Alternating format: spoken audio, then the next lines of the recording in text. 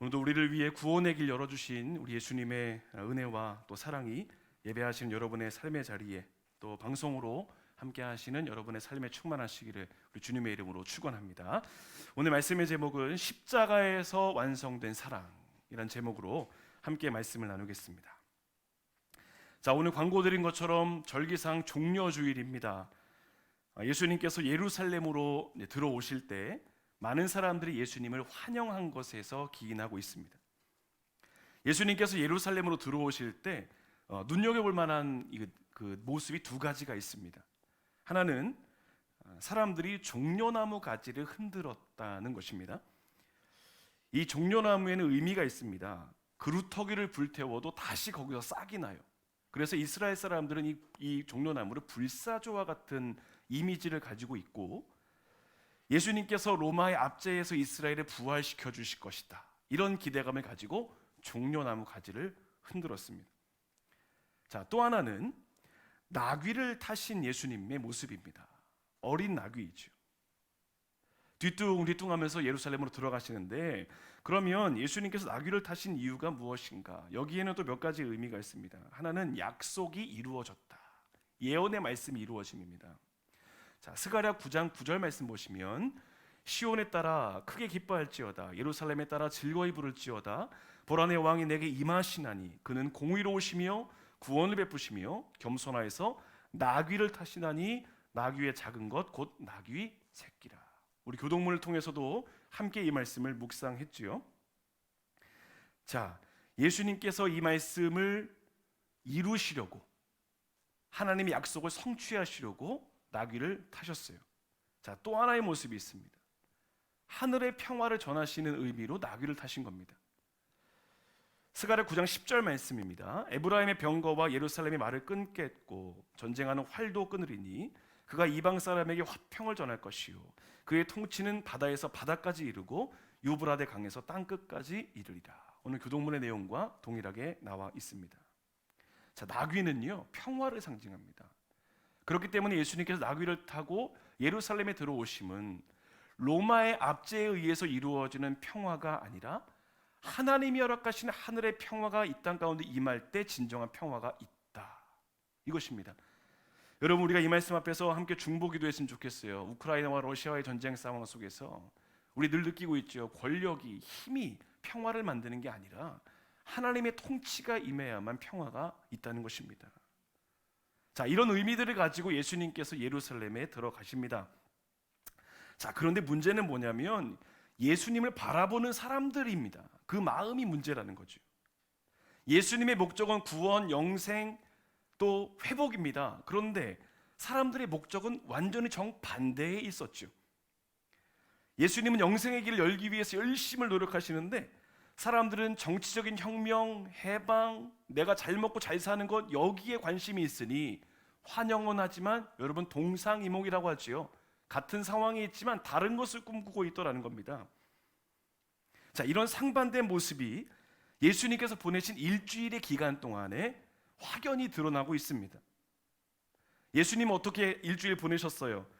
마지막 순간까지 자기 희생, 헌신, 구원, 생명, 여기에 최선을 다해 집중하셨는데, 이 인간의 모습을 보니까 마지막 순간까지 욕심에 사로잡혀 있는 모습, 끝까지 자기 욕심을 채우기 위해서 예수님을 못되게 하는 이 모습이 나오죠.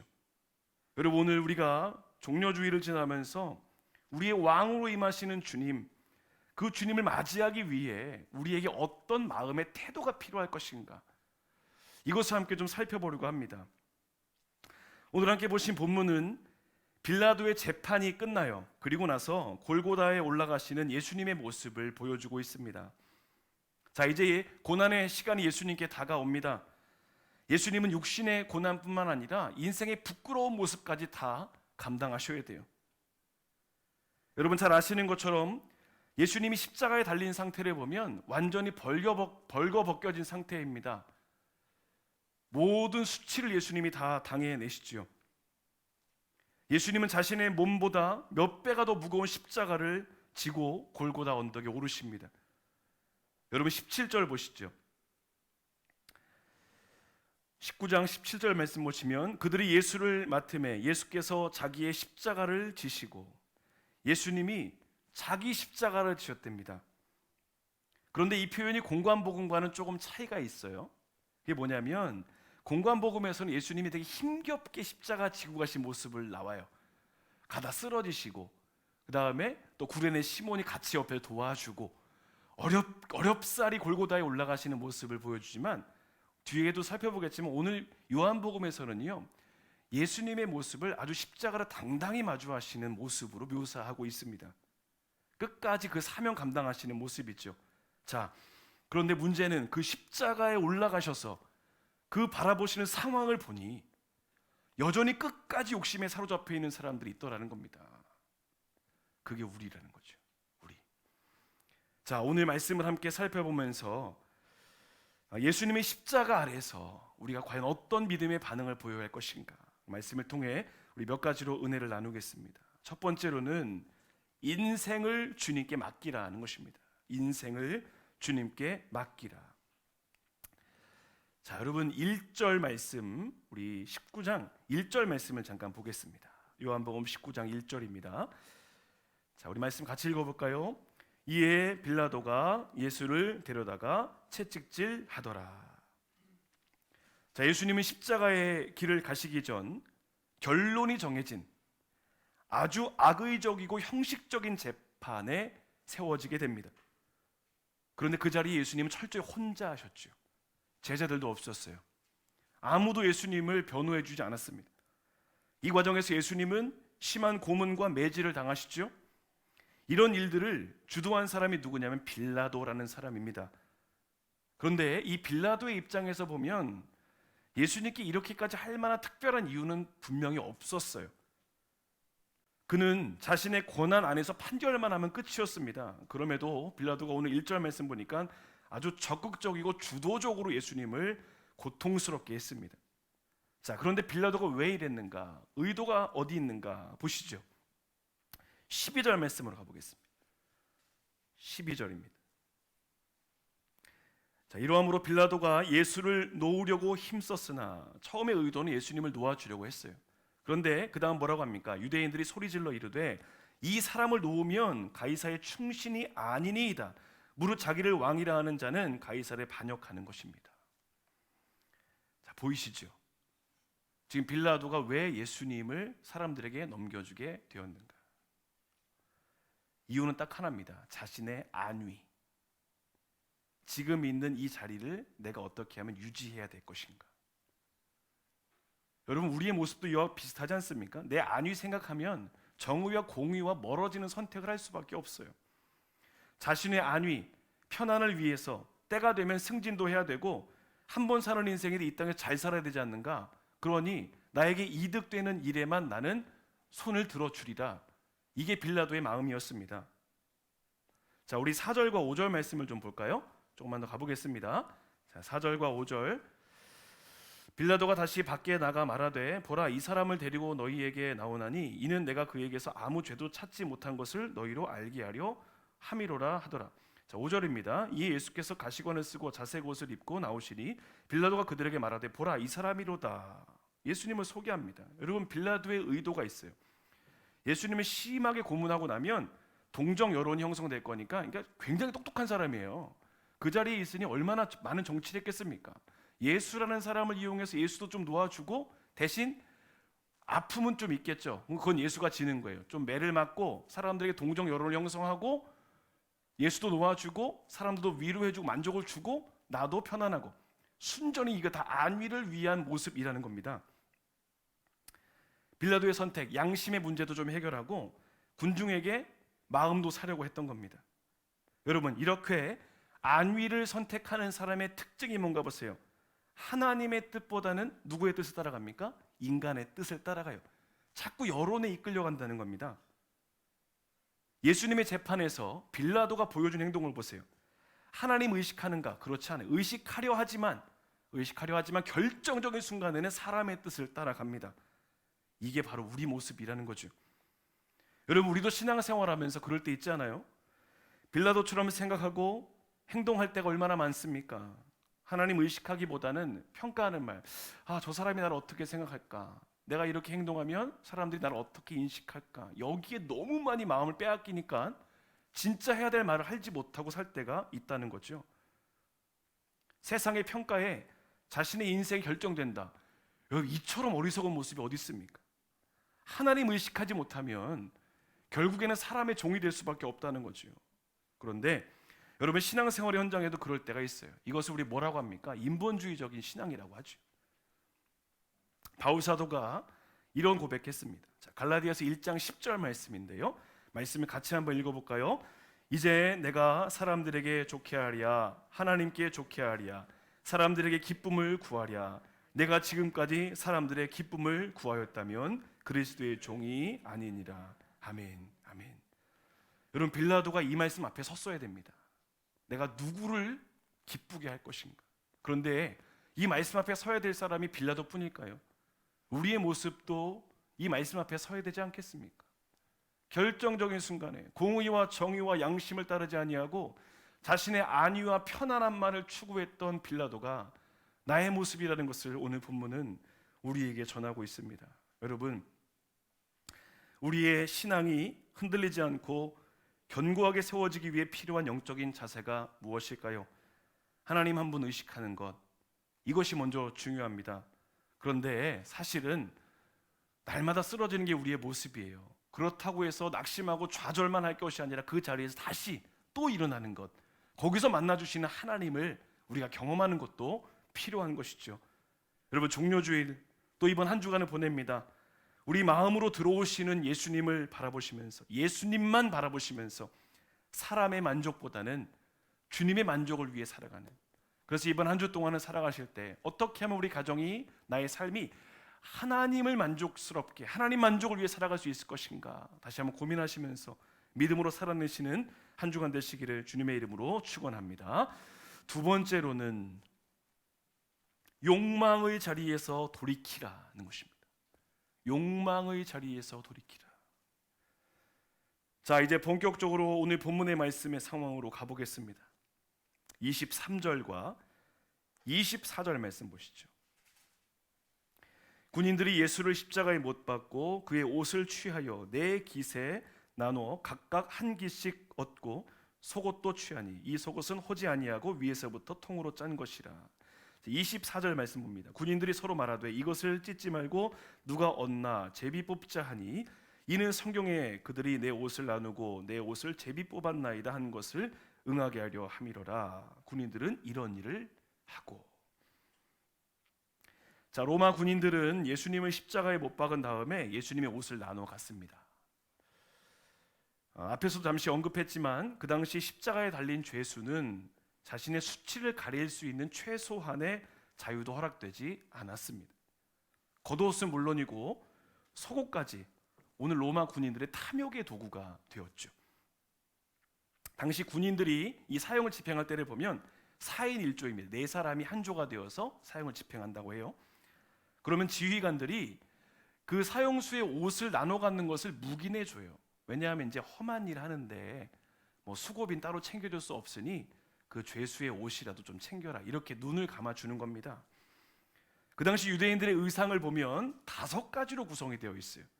하나는 두건이고 또 하나는 신발, 속옷, 겉옷과 허리띠. 자, 5개인데 몇 명이 지금 일을 합니까? 4명이 일을 하죠. 그러니까 하나가 남는 거예요. 그래서 그 남은 하나를 제비 뽑게 되는 거죠. 자, 오늘 본문의 말씀이 그 상황을 우리에게 보여줍니다. 그래서 속옷을 가지고 누가 어떻게 할 거냐, 이걸 찢어갔자 안 된다, 그래도 누구 하나 가져가게 되니 제비를 뽑자 이야기하는 거예요. 자, 그 말씀이 바로 시편 22편 18절의 말씀. 내 겉옷을 나누며 속옷을 제비 뽑나이다. 예언된 이 말씀이 예수님의 십자가에서 지금 이루어지고 있는 모습을 보여주고 있어요.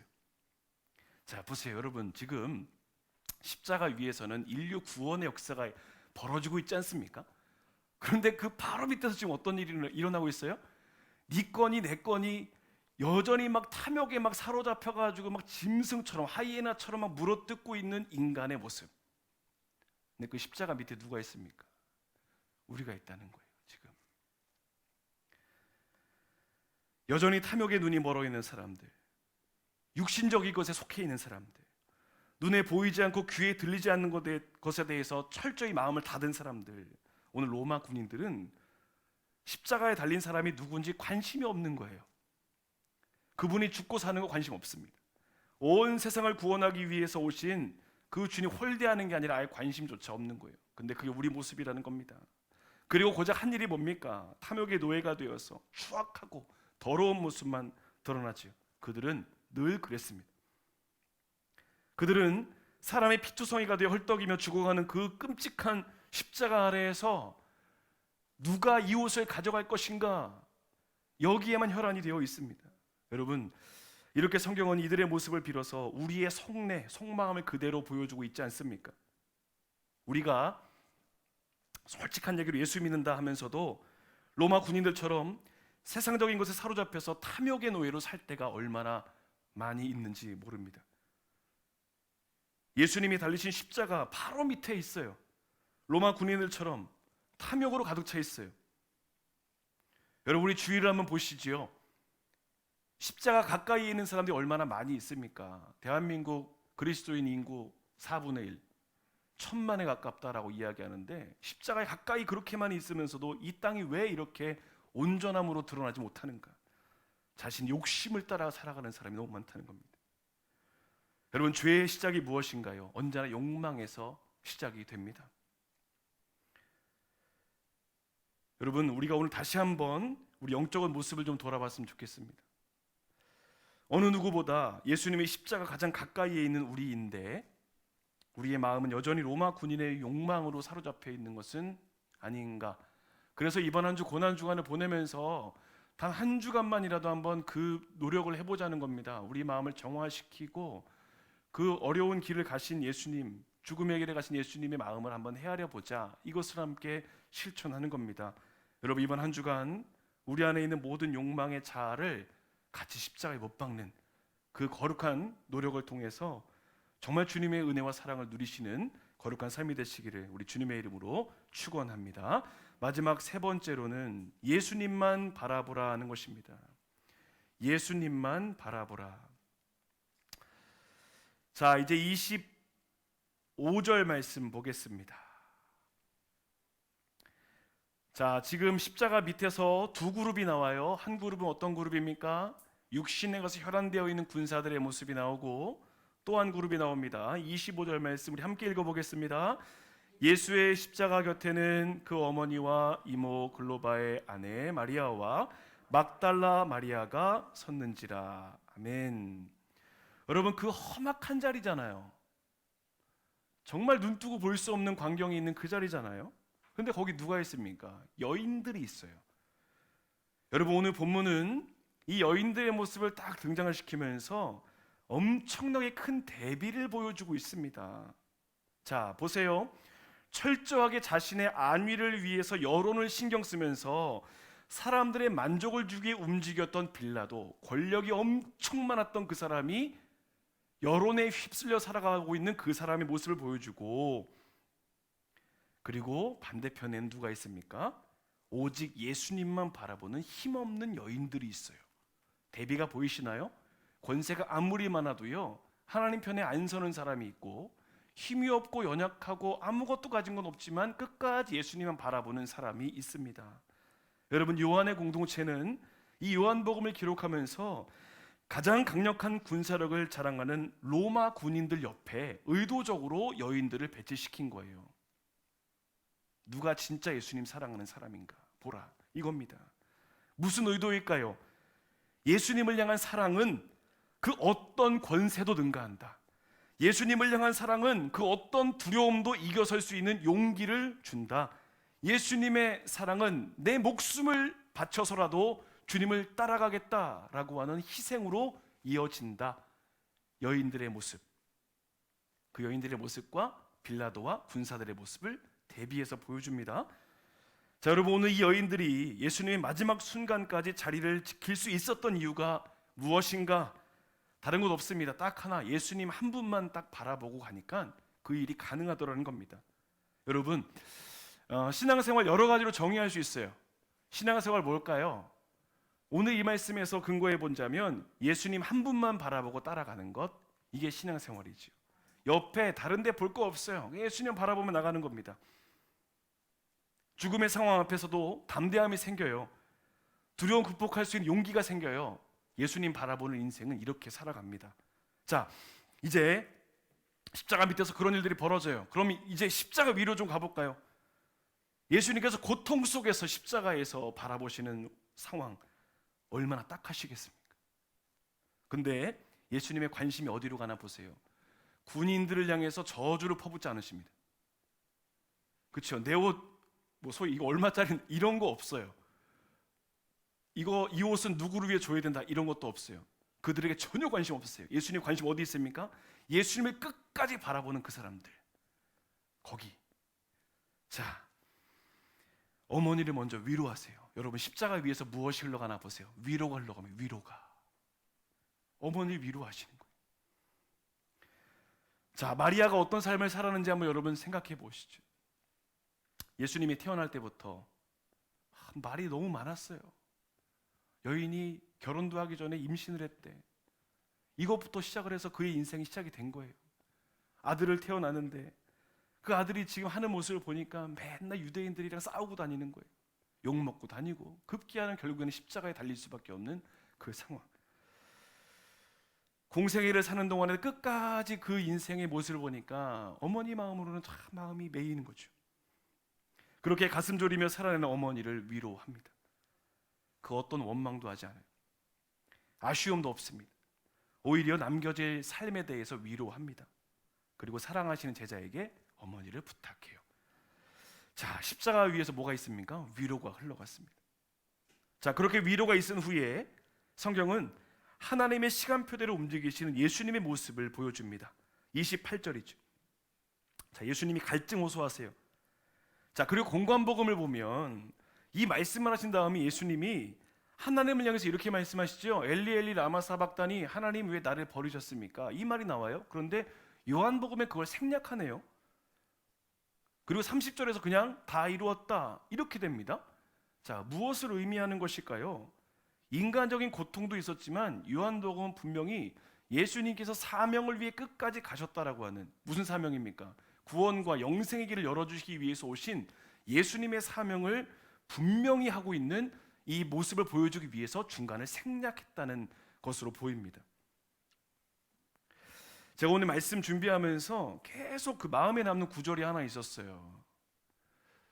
끝까지 이걸 어떻게 할까 고민하던 중에 결론이 나더라고요. 자, 요한복음 13장 1절 말씀 우리 같이 읽어볼까요?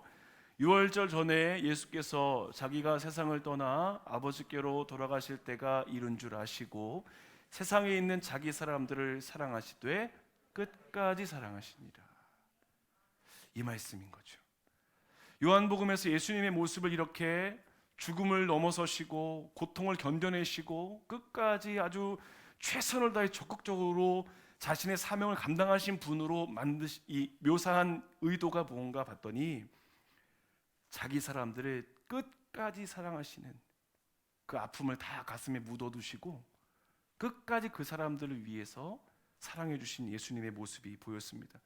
여러분, 오늘 십자가에서 그 사랑이 완성된 겁니다. 이제 이번 한 주간 고난 주간의 기간을 보내게 됩니다. 여러분, 그렇다고 막 일부러 우울감에 잡히실 필요는 없어요. 그게 고난 주간의 의미는 아닙니다. 예수님이 나를 위해서 희생하시고 헌신한 사랑을 묵상하는 절기인 것이지, 내가 슬퍼하고 내가 그냥 우울감에 빠져 있어서 막 그렇게 시간을 보내는 게 절대로 아닙니다. 예수님의 사랑이 내게 어떤 의미가 부여되는가를 계속해서 묵상해내는 것이죠. 십자가에서 완성하신 주님의 사랑. 그럼에도 여전히 욕심에 끌려있는 나의 모습, 그럼에도 나를 사랑해 주시는 그 주님의 사랑. 여러분, 이번 한 주 동안도 이 십자가의 사랑 붙잡으시면서 믿음으로 승리하는 거룩한 삶이 되시기를 우리 주님의 이름으로 간절히 축원합니다.